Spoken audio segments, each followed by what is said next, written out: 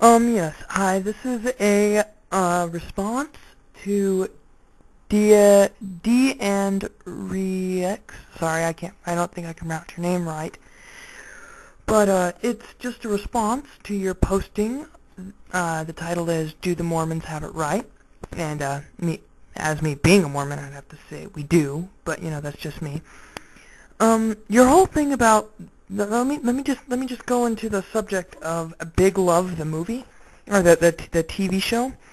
Personally, I find it really offensive because one, they portray it as an LDS family or a Latter-day Saint family, like as in that they are not revised Latter-day Saints, that they are not because they are not actual Mormons, as in the mainstream church.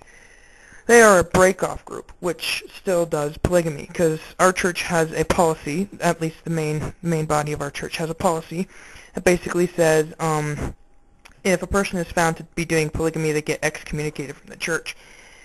That doesn't necessarily mean that we, hunt them down and stake them to the ground and then, do weird rituals over their bodies or whatever, crap like that people say we do, but we don't actually do that kind of stuff. We're still their friends, but we help them through the crisis if they want help. We help them through the crisis. We help them come back into the fold of the actual mainstream church if they want to. If not, then we still love them, and we don't accept them. We don't accept what they do, but we accept them for who they are. Now, that's the mainstream church, or the Church of Jesus Christ of Latter-day Saints, or the LDS Church. But the people that are portrayed in Big Love, they're not LDS. They are from the revised Church of Jesus Christ of Latter-day Saints. They're a break-off group from when just after Joseph Smith died. There was a small break-off group that went off, and they went into southern Utah and southwest Arizona, and basically into the desert. And well, as you can see, Warren Jeffs, who was their leader recently, he just actually said that he wasn't a prophet. So that entire thing is false now. We know that for a fact now. But I want to go into the whole issue of polygamy, because polygamy at the time when it was instated was actually a necessity, and there are a few principles behind it. One is that what do you call it? There were more women at the time, that were widowed from wars and things from overseas, the Napoleonic Wars and things like that were coming from overseas. And that's when we started getting immigrants from England and France and stuff, and Ireland and things, Scotland, and basically the United Kingdoms. That's when it was instituted, because a lot of the women were, widows of the soldiers from these places. And they were still our brothers and sisters at the time. This was only like a generation or two after the Revolutionary War. This wasn't very long after the Revolutionary War. And so, it's only about 200 years ago.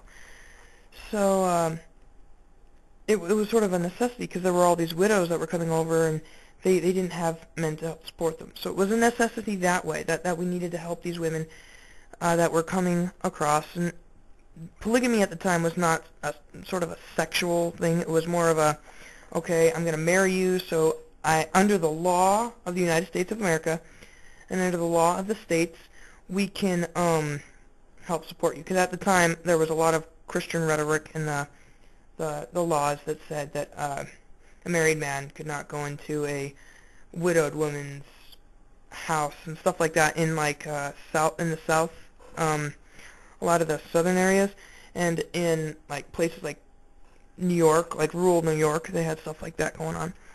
Just wacko laws that we wouldn't have nowadays. So it was sort of a necessity that way. And so it wasn't sort of a sexual thing. It was more of a necessity. We're going to help you financially so you can come over here. We're going to help you get settled, and we're still going to do it legally. So it was sort of that issue. And now I want to move on to the what you said about the original intent about, blacks having to be slaves and then they can go to heaven. I think it was twisted a little bit when Joseph Smith said that slaves at the time, all slaves at the time, whether black or brown or whatever, all slaves at the time would go instantly to heaven because they weren't very educated. They didn't have the opportunity. That's basically what he said. Slaves, particularly black slaves, what he was talking about. I don't have the full quote with me, but he said something like black slaves will go instantly to heaven, and then he said something along the lines of something about but if they if they are educated and they become free and they sin, then they can still go to hell. I think that was the actual quote from what he said, but it was more along those lines, not blacks will go to hell if they're not slaves. It wasn't like that. It was basically what I just described. Now to the whole polygamy thing, that actually didn't come until way later, and Brigham Young and Joseph Smith and all the other leaders, they really didn't want to do it. But it was a revelation by the Lord that during the, it's what we believe, that during the last dispensation, which is now, that all previous doctrine and institutions and some new ones would be instituted. So polygamy was instituted and then it was done away with. It was sort of a necessity spiritually and physically. So God just found a time when it was necessary and, said, okay, we're going to do it now. So, that sort of thing. At least that's my take on it. I'm sort of running out of time here since I can only do 10, so I'm going to start talking really, really fast. Then you also asked for my take on my own church, since I am Mormon. Well, I love my church. My church is my church. I was born and raised in it. I've gone through tests of my faith. I've gone through times and stuff in my life where I haven't been as active. I actually once sort of got to the point to where you are now. I believed in God. I believed in certain things, but I really wasn't into the church. I really didn't know a lot about the church. I really didn't care about it. I was more into into myself, being myself, that sort of a thing, being individual, which was actually more along the lines of being everybody else. So, which is not individual. Everybody's, the whole quote that says everybody's an individual, and therefore we're all the same. Yeah, that's pretty much what I was being dragged into at the time. I would also like to talk about the basic four. We have actually not just two. We don't just have the Bible and the Book of Mormon. We actually have 4 scriptures. We have the Bible, which is, we all know about the Bible. It's the record of the Jews. We have the Book of Mormon, which is the record of the Native Americans.